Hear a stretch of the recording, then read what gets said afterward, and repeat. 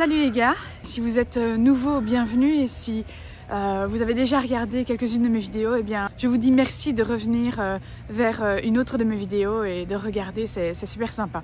Alors je vais pas tourner autour du pot comme on dit, je vais aller directement droit au but. Donc comme vous l'avez vu dans le titre de cette vidéo, je vais vous parler d'une petite mésaventure qui m'est arrivée lorsque j'ai débarqué à New York. Donc ici je vis à Bruxelles avec mon compagnon et me voilà dans un des parcs de Bruxelles, mais je vous dirai pas où parce que il y a des gens foufous sur internet, donc vaut mieux pas dire où on habite, n'est-ce pas?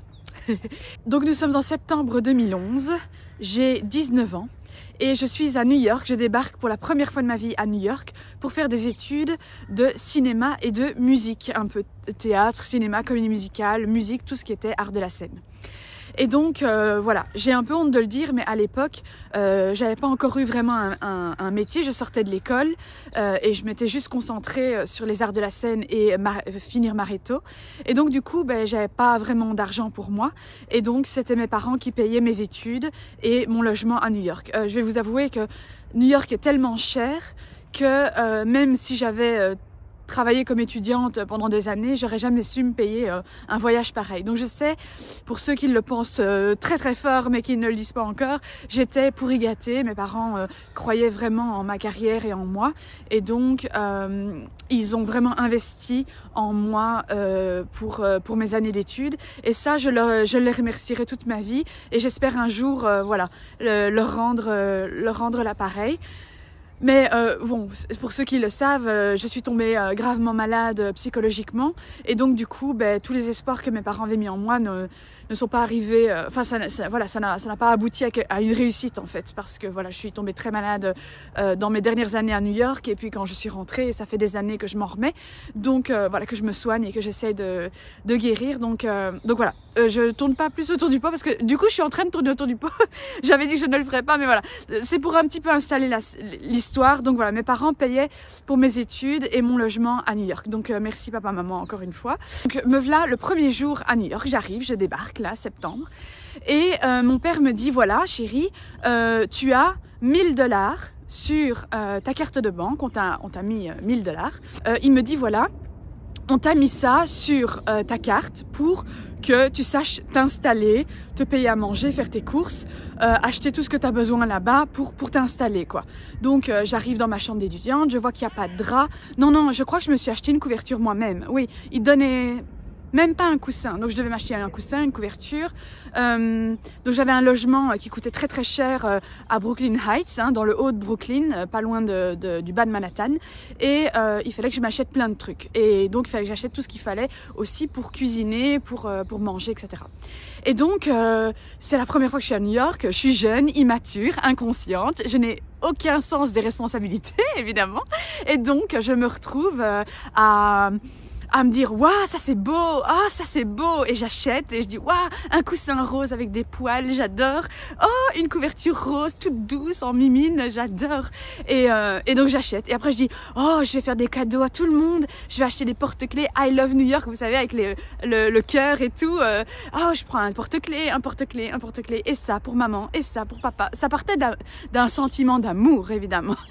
Et après, je me achète à manger, je vais peut-être au restaurant, je sais plus exactement. Je vous dis, c'était il y a 12 ans, 13 ans. Donc voilà, je me souviens dépenser, et me voilà un jour à la caisse pour acheter autre chose, et la carte ne passe pas. Solde insuffisant. Ah, bon, on va appeler papa au secours. Allô, papa? Ben voilà, je sais pas ce qui se passe, la carte passe plus. Comment ça, la carte passe plus? Mais ça fait 3 jours que tu es à New York, la carte passe plus. Oui, ça fait 3 jours que je suis à New York et la carte passe plus, donc il y a un souci. Et alors on regarde sur le compte. Ah ben chérie, tu as vidé le compte. Tu as dépensé en 3 jours 1 000 $. Ah, catastrophe. Donc voilà. J'ai une maman très responsable, très économe, très très mature pour son âge. Ma maman, quand elle avait 18-19 ans, elle s'est mise en ménage avec mon père et elle avait pas d'aide de ses parents ou de n'importe qui. Puis qu'elle était très économe et qu'elle comptait chaque sou. Elle avait un petit carnet où elle notait tout ce qu'elle dépensait, toutes ses dépenses, tout ce qu'elle dépensait, voilà, elle le notait. Et donc maman, très très jeune, elle était hyper responsable et hyper mature pour son âge. Mon papa, c'était l'inverse. Il aimait bien dépenser, il était moins économe, mais il a toujours bien géré son argent aussi, mais c'est vrai qu'il a toujours bien aimé dire « Oh, c'est pas grave, allez !» Et bon, moi j'étais pourri gâtée déjà même à l'époque, et donc quand on lui demandait un truc, qu'on insistait un petit peu, il finissait toujours par dire oui, quoi. Enfin voilà, c'est le papa gâteau par excellence. Désolée, je regarde par terre parce qu'il y a de la boue et j'ai pas mis vraiment des bottes de rando. Voilà, c'était un homme très responsable aussi, mais il a toujours été un peu plus dépensier que ma maman. Voilà, ma maman a toujours été celle qui tenait les comptes dans la famille. Et donc du coup, mon frère et moi, je crois que clairement, on tient du papa. Et donc voilà, j'ai claqué 1000 $ en 3 jours. Vous le croyez ou non? À mon avis, vous me croyez parce que vous voyez bien à ma tête que j'ai tout à fait l'air de quelqu'un qui dépenserait 1000 $ en 3 jours. Aujourd'hui, non. Aujourd'hui, je fais très très attention parce que voilà, on est plus responsable, on est plus mature, on a grandi. Maintenant, j'ai 33 ans. À l'époque, j'en avais 19. L'histoire ne s'arrête pas là. On continue. Donc me voilà sans argent. Donc je dis papa, je suis désolée, mais il va falloir que moi j'ai rien, j'ai pas d'argent, j'ai pas de revenus. Je n'ai que mes parents qui m'envoient des sous. Donc je dis papa, il me faudrait un petit peu d'argent parce que là j'ai plus rien, quoi. Mais Morgane, tu ne te rends pas compte. Pour t'envoyer de l'argent, il faut passer par Western Union. Vous connaissez peut-être Western Union. Et il dit, mais ça va mettre 1 semaine à arriver. Ça prend 1 semaine, quoi. Je dis 1 semaine, mais papa, j'ai plus 1 euro, j'ai plus 1 $, j'ai pas 50 cents, j'ai rien, quoi. Et je crois qu'il me restait 2-3 pièces, 2-3 petits cents dans ma poche, mais rien du tout, quoi. Donc panique à bord, j'ai dit comment je vais faire 1 semaine, donc on était le vendredi, ça allait être le week-end, donc on est sûr que là rien ne fonctionne. À partir du lundi ça reprenait et ça arrivait le vendredi suivant, quoi, vous imaginez. Et donc vous me croyez ou pas, mais j'ai passé 1 semaine, j'avais peut-être 2-3 trucs encore dans mon frigo. Je crois que j'avais des biscuits parce que vous avez vu dans ma dernière vidéo, j'expliquais que j'achetais des gros paquets de biscuits. En général, je cuisinais pas, je mangeais que des biscuits. J'avais plus de courses, j'avais plus rien à manger dans le frigo. J'avais pas acheté beaucoup à boire non plus. Je crois que j'avais pas acheté une bouteille d'eau. Je sais plus à quoi j'ai dépensé mon argent, mais pas aux trucs utiles et de survie en fait. Et donc, je me souviens vraiment avoir un peu faim cette semaine-là. Quand on est jeune et qu'on a de l'énergie, et je sais pas, moi à l'époque, j'avais pas faim comme on a faim à 30 ans, vous voyez, je pensais pas à la bouffe autant que maintenant, mais mais je me souviens, cette semaine-là, ça a été dur. Et donc, à un moment donné, voilà, pour la petite histoire émotion, j'étais dans un petit deli, night shop, truc comme ça, un petit paquis, et il me restait quelques cents et je veux m'acheter une barre chocolatée. Parce qu'à l'époque, je ne me suis pas acheté un truc salé, je me suis acheté encore une fois un truc sucré. Je donne mes sous au monsieur là qui tenait le deli, le paquis. Il me dit, madame, il y a, en anglais évidemment, il me dit, madame, vous n'avez pas assez, il vous manque X centimes, etc., X dollars. Et j'ai dit, écoutez, c'est tout ce que j'ai, vous pouvez pas faire vous pouvez pas faire un geste. Et il me dit, non, je suis désolée, je peux pas, quoi. Il dit, non, vous devez payer, quoi. Et là, il y a une dame, derrière moi, une très gentille dame, qui m'a dit, don't worry. Et alors, elle m'a donné des sous, et elle a donné les sous au monsieur, et elle a acheté la barre chocolatée pour moi, quoi. Donc là, c'était waouh, elle me connaissait pas, peut-être qu'elle-même avait dur dans sa vie, je ne sais pas, voilà. Et elle a généreusement acheté ma barre chocolatée. Vous allez dire, c'est pas des fortunes, mais c'est vraiment, aux États-Unis, ça arrive souvent. Il y a vraiment des gens très généreux, des gens qui donnent, surtout les gens qui n'ont pas grand-chose, ils donnent beaucoup. Et là, elle a vu, elle s'est dit, c'est quoi cette jeune fille qui sait pas s'acheter une barre chocolatée. Et en plus, à mon avis, je devais toutes mes grelettes puisque ça faisait un moment que je mangeais pas. Je me souviens pas de son visage ni rien tellement ça fait longtemps. Mais en tout cas, voilà, je la remercie encore parce que ça m'a aidé à tenir le coup les quelques jours qui restaient jusqu'à ce que le vendredi suivant. Alors aussi au niveau des boissons, ben, je m'étais pas acheté d'eau avant de ne plus avoir de sous. J'avais peut-être acheté du jus de fruits, mais donc du coup je buvais l'eau du robinet des toilettes, des toilettes, on se comprend, pas du pot des toilettes, c'est dégueulasse, mais l'eau du robinet de la salle de bain. Et à New York, pourtant ils disent que l'eau est bonne à New York, mais moi j'ai toujours trouvé que l'eau avait une odeur d'égout. Pendant 5 ans que je suis restée à New York, j'ai toujours trouvé que l'eau avait une petite odeur comme ça, vous savez, cette petite odeur de tuyaux comme ça. Et j'ai jamais aimé, enfin moi j'avais l'habitude de boire l'eau de Belgique, mais là franchement à New York j'avais du mal avec l'eau et donc du coup j'en buvais pas tellement. Mais bon là du coup j'avais été obligée pendant une semaine de boire l'eau de l'évier de la salle de bain et putain c'était pénible quoi. Il y a pire hein, dans la vie, je sais, mais bon, moi je vous raconte cette histoire-ci, donc je vous explique pourquoi ça a été pénible cette semaine-là. Oui, j'étais très irresponsable, vous pouvez le dire, vous pouvez le penser, c'est vrai. J'avais 19 ans, mais bon, est-ce que déjà ma maladie à l'époque jouait sur ma personnalité, sur mon manque de concentration, sur mon manque d'organisation, ce côté très spontané que j'avais comme ça, ce côté très extraverti, très spontané, très live in the moment kind of thing, tu vois.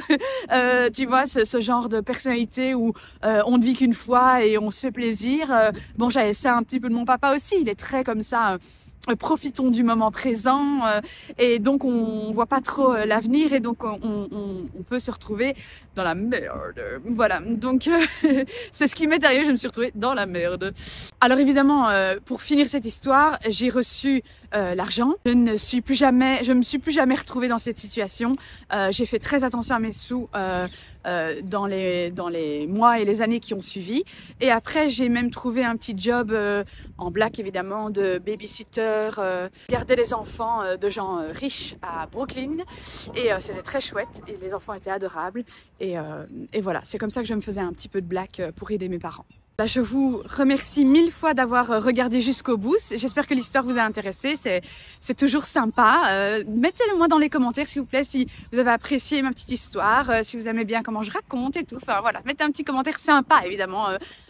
C'est toujours préférable d'avoir un petit commentaire sympa. Je vous retrouve dans une prochaine vidéo la semaine prochaine pour une nouvelle aventure qui m'est arrivée à New York City. Toujours un bien dramatique, vous savez, vous me connaissez, moi je suis quelqu'un de très dramatique. Donc voilà, je vous fais des gros bisous. N'oubliez pas, si vous n'êtes pas encore abonné, de vous abonner et de mettre un petit like, un petit pouce en l'air et un petit commentaire. Voilà, et de partager cette vidéo si vous pensez que ça peut intéresser quelqu'un. Évidemment. Gros bisous. Voilà les amis, il y a à peu près une semaine d'ici, j'ai pris une grande décision. J'ai décidé de ne plus porter de fond de teint. Donc voilà, j'ai vu une émission sur le maquillage et sur ce que le maquillage pouvait faire sur la peau, les perturbateurs endocriniens, le vieillissement de la peau, etc. Et donc j'ai décidé de ne plus mettre de fond de teint, de nettoyer ma peau avec des choses bio et j'ai différents produits comme de l'eau micellaire anti-âge. J'ai une crème nourrissante, crème de jour, crème de nuit, bio et sans perturbateurs endocriniens. Ensuite, j'ai une huile ici de la marque Bobonne, c'est une marque ardennaise qui vient des Ardennes. C'est un sérum de visage nourrissant au géranium et ça, figurez-vous que ça défonce ma peau. Ça me fait avoir des rougeurs, ça me fait craquer ma peau, ça me fait sécher ma peau, ça me brûle. Donc ça, je vais devoir le donner à une copine ou ma belle-sœur parce que ça n'ira pas. Moi, j'ai un grave problème avec mes lèvres. Que je mette quoi que ce soit, n'importe, j'ai essayé des centaines de... Non, j'exagère, pas des centaines, mais j'ai essayé énormément de beurre de cacao, différents beurres pour les lèvres. De toutes les marques, de toutes les sortes, pharmacie, commerce, dermophile indienne, etc. Tout me fait craquer mes lèvres. Tout absolument fait craquer mes lèvres. On dirait que je suis allergique à quelque chose qu'il y a dedans. Alors j'avais acheté celui-là, de la marque Bobonne aussi, et c'est donc le baume à lèvres Lucien, à la cire d'abeille brute. Et figurez-vous que ça me fait craquer mes lèvres aussi. Donc même celui-là, ça n'ira pas. Pourtant j'essaye, j'ai essayé d'utiliser celui-là, mais ça ne va pas non plus. Donc voilà. Je ne sais pas si vous avez une idée de ce que je peux faire pour soigner mes lèvres sans qu'elles se craquent. À mon avis, tout ce qui est avec de l'abeille, de la cire d'abeille, de la cire d'abeille ou du miel et des trucs comme ça ne me va pas. J'en suis aussi allergique. Donc je vais d'abord commencer par nettoyer ma peau. Parce que j'ai mis une crème du rétinol. Je mets du rétinol le soir pour prévenir les rides. Et donc du coup, j'enlève le rétinol de la journée pour ne pas que ça soit exposé au soleil parce que c'est pas bon quoi.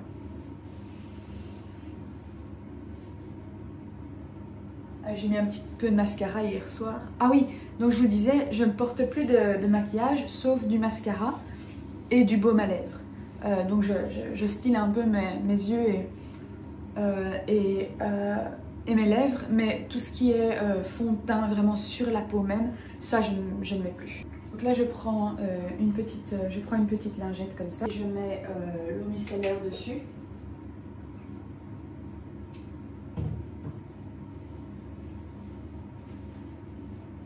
Donc si j'ai encore un petit peu de mascara sur mes yeux ce matin, c'est parce que hier j'avais la flemme de l'enlever. Donc j'ai dormi avec, ce qui n'est pas bon, à mon avis pour les cils. Ça doit pas être très bon, mais bon.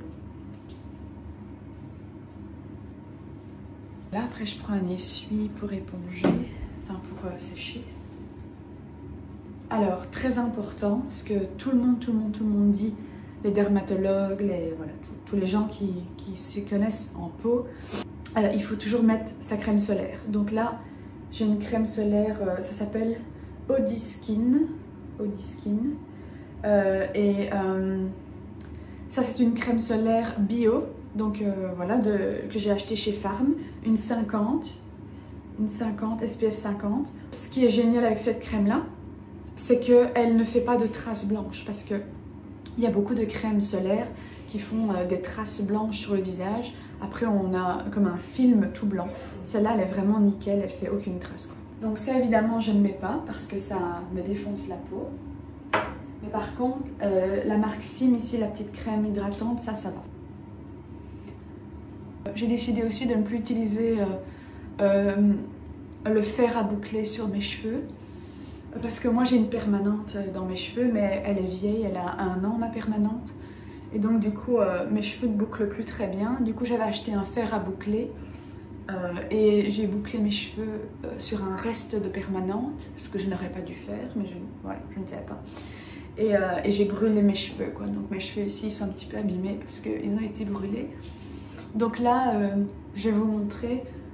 J'ai acheté un shampoing et un après-shampoing au collagène. Attends, je vous montre. Un shampoing au collagène et un masque hydratant au collagène aussi à l'huile d'argan. Donc voilà, j'espère que ça va. Vous savez, les petites fourches, les cheveux qui se cassent en deux, normalement ça c'est censé aider. Après, d'après ma coiffeuse, je suis censée tout couper. Voilà, il faut couper tout ce qui a été abîmé. Mais j'ai pas envie parce que j'ai envie d'avoir les cheveux très longs. Donc ce que je vais faire, c'est que je vais plutôt laisser pousser et couper au fur et à mesure par petits bouts pour ne pas le voir trop quoi, me retrouver avec une coupe au carré quoi. Donc je vais mettre tout de suite ma crème solaire parce que je vais sûrement sortir pour faire la partie histoire de cette vidéo. Donc voilà, on en met une bonne couche. Par contre ça j'en mets pas sur mes lèvres parce que ça ça casse mes lèvres, la crème solaire. Et alors, voilà, j'assume de sortir. Bon, moi, j'ai jamais mis beaucoup de maquillage. Si, quand j'étais adolescente, je mettais énormément de maquillage parce que j'avais pas confiance en moi.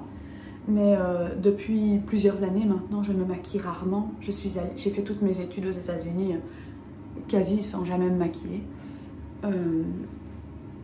Et alors, donc c'est pas difficile pour moi de faire une vie sans maquillage. Ce qui est plus dur, c'est voilà, sur scène ou dans mes vidéos. Là, je suis allée voir une agence de casting pour des pubs et du cinéma. Et je suis allée sans fond de teint, quoi. Donc, je me suis dit, ben voilà, j'aurai la peau que j'ai. Et voilà. En plus, ma peau n'est pas encore nickel. J'ai encore des petits boutons ici.